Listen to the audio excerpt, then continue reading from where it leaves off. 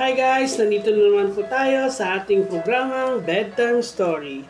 Ang ating kwento ay may sulat tayo galing sa ating letter sender. Hi guys! It's a new day. I hope, I wish, sana kayo lahat nasa mabuting kalagayan. Thanks sa mga nag-subscribe, nag-follow, at nag-share ng video. Shoutout pala sa nag-share. And yung mga naghahanap ng mga kung ano-ano, kwento, pwede nyo i-send sa akin. Nagbebenta din ako ng bigas at sa mga nanalo, sana maibili yun ng bigas at pagkain sa inyong pamilya. And bili na kayo ng bigas ko. And thank you pala sa Copico Blanca. Dito po. Bili na po kayo. And sa lahat ng kape, Nestle, Creamy White, baka naman. Bili na kayo. May sari-sari store naman kami. And please share your video and my video and follow me through TikTok, Marky Arjo and Marky Esco.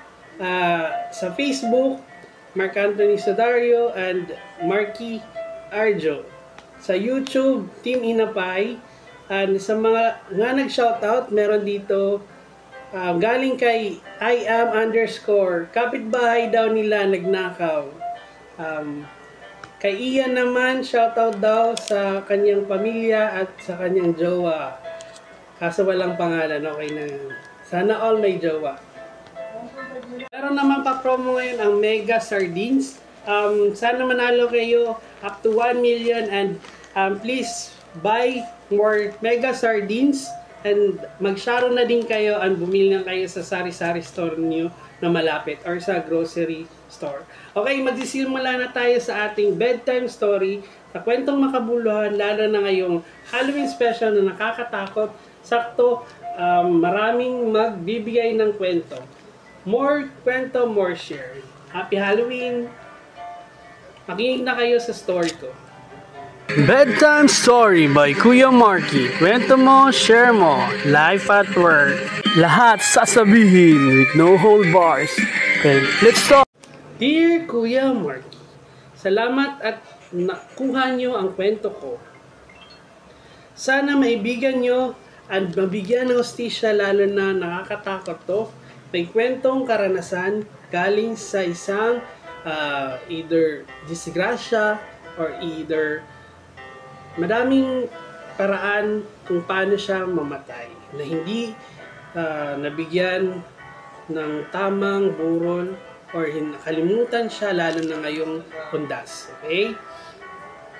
Itawag nyo na lang akong Ian. 30 years old na ako and mahilig ako mag-travel, lalo na sa buhay at trabaho na kailangan kung mag-ikot-ikot. Marami na akong napuntahan sa Luzon, Visayas at Mindanao.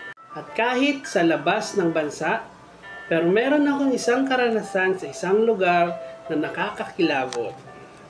Magsisimula na tayo. Isang araw, nag-travel ako papuntang Samar. Sa isang van, kami, mahabang biyahe. Madami akong nakita, nakasalubong at nainkwentro. Pero sa isang iskinita, napahinto kami dahil may babae kami nakita. Pero nung palapit na, nawala yung babae.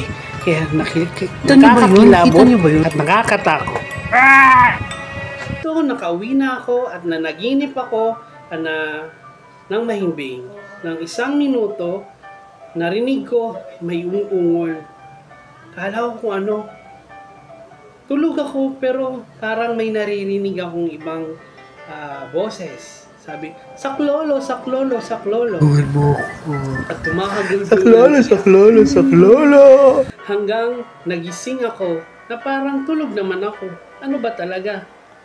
Ano ba itong panaginip ko? Hanggang nagdasal ako. Parang hindi tumagkas sa aking bibig.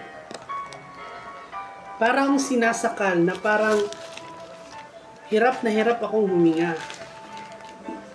Pero tulog naman ako. Dasal lang ako ng dasal kahit hindi ko kaya mag-Our Father, hanggang Hail Mary, hanggang sa Glory Be. Pero alam ko, may nakikita akong babae na humahagulgol sa iyak.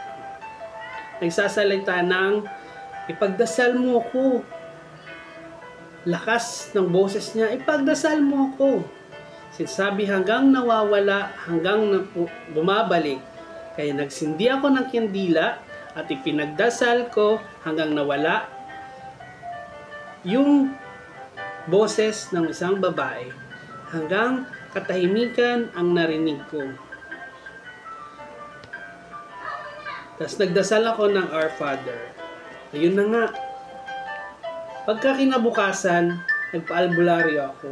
Ang sabi daw, nasagasaan daw siya sa isang iskinita at hindi alam ng pamilya kung nasaan siya.